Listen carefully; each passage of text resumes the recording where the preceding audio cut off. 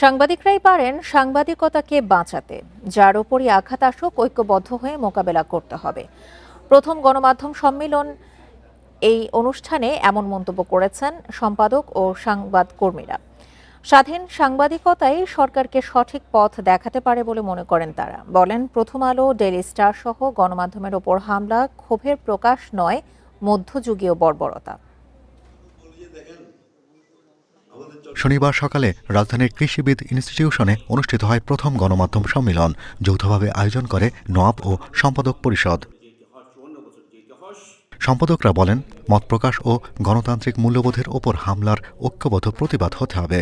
স্বাধীন ও সাহসী সাংবাদিকতার আহ্বান জানিয়ে তাঁরা বলেন, সাংবাদিকদের নিরাপত্তা, গণমাধ্যম কর্মীদের পেশাগত মর্যাদা চরম চ্যালেঞ্জের মুখে।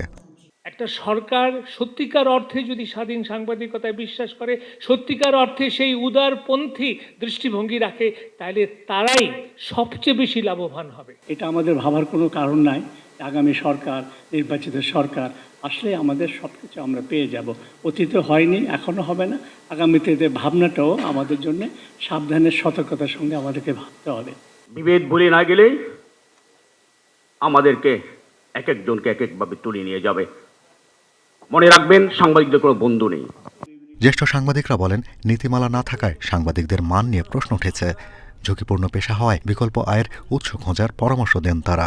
কোড অফ কন্ডাক্ট বা কোড অফ এথিক্স তৈরি করতে পারি, তাহলে হয়তো আমরা আমাদের যে ভুলভ্রান্তি, আমাদের যে আবারও বলি মতলব, সেখান থেকে হয়তো একটুখানি আমরা কারেকশন করার চেষ্টা করতে পারি। ঐক্যবদ্ধ হতে হলে আপনাদের বিকল্প কিছু আরও গুণ থাকতে হবে, যাতে আপনার সাংবাদিকতা কিছু দিন হলেও বাদ দিয়ে অন্য কিছু নির্ভরশীল করতে পারেন।